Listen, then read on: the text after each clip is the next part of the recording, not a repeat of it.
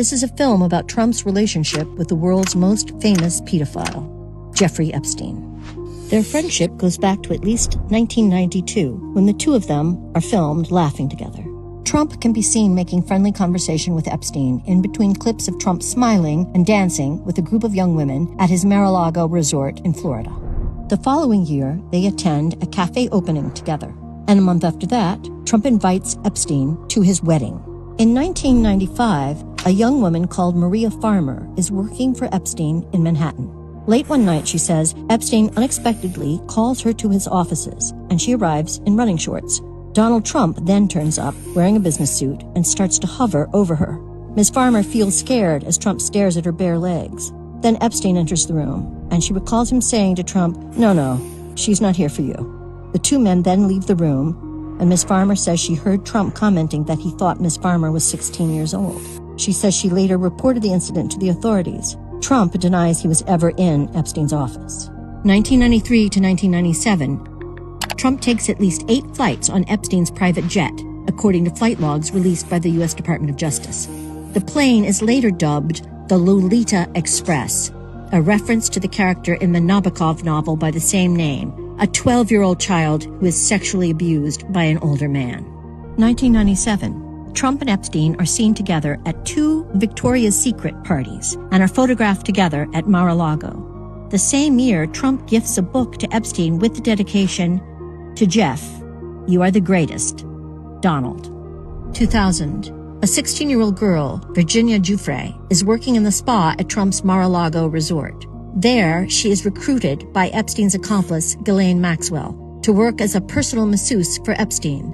The teenager will soon become, in her words, a teen sex slave, and will endure years of sexual abuse. I was recruited at a very young age from Mar-a-Lago and entrapped in a world that I didn't understand. 25 years later, Trump will acknowledge he was aware that young women were being recruited from Mar-a-Lago by Epstein.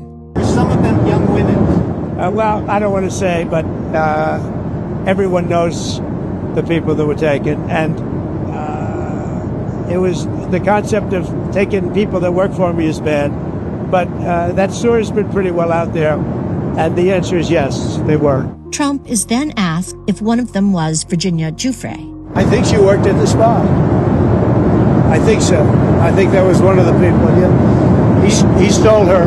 2 years later, after Giuffre was recruited from his club by Epstein and Maxwell, Trump tells New York Magazine he thinks that Epstein is a, quote, terrific guy, and that they have known each other for 15 years.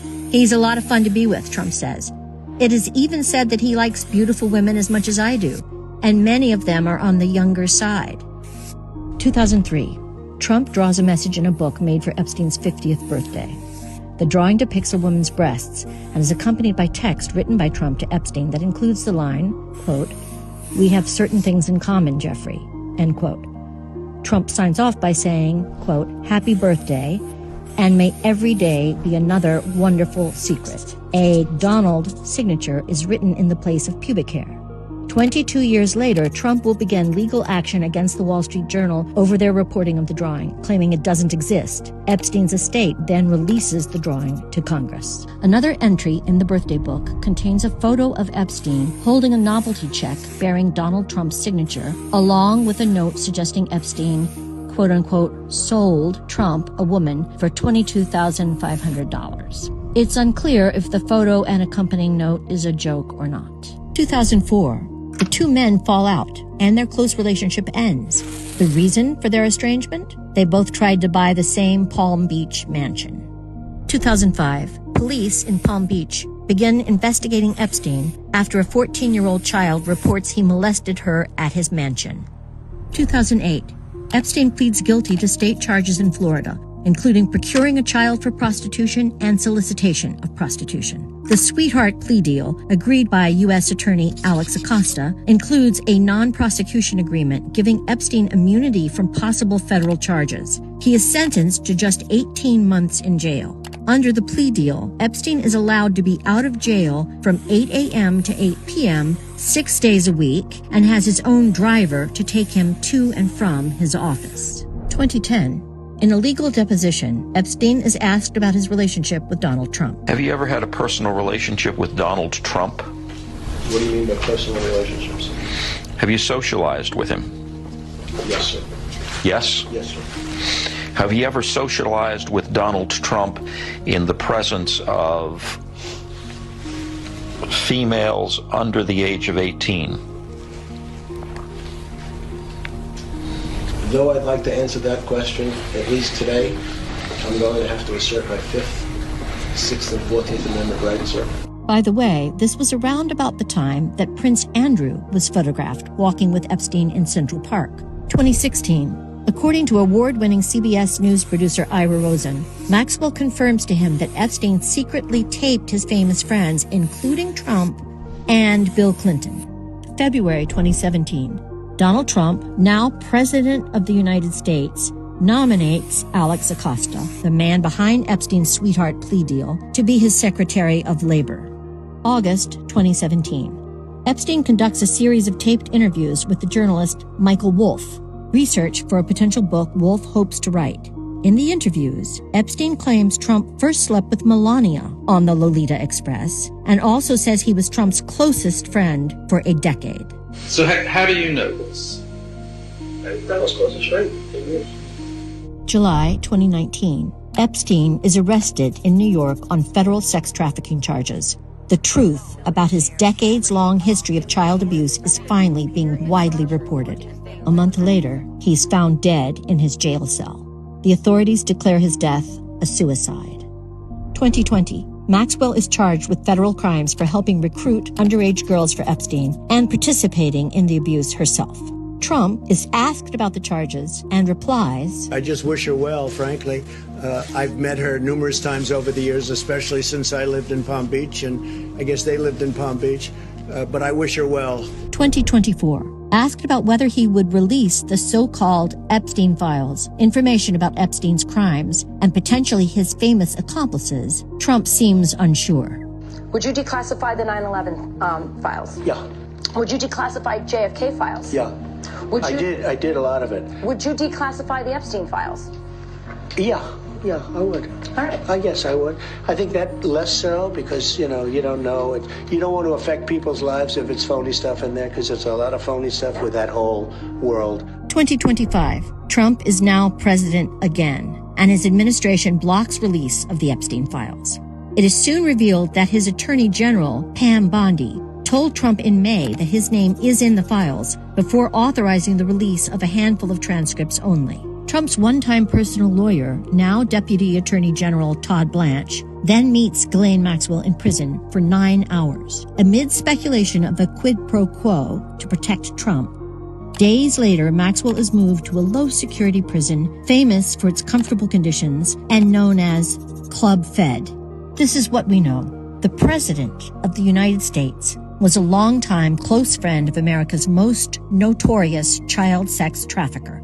He's alleged to be mentioned numerous times in the files arising from the investigation into that child sex trafficker.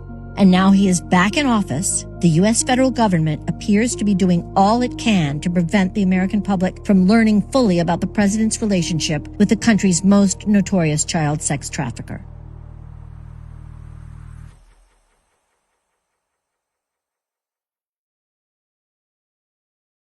This morning, the House Oversight Committee released emails directly linking Donald Trump and Jeffrey Epstein. In fact, some of those emails are between Epstein and me, with Epstein discussing his relationship with Donald Trump.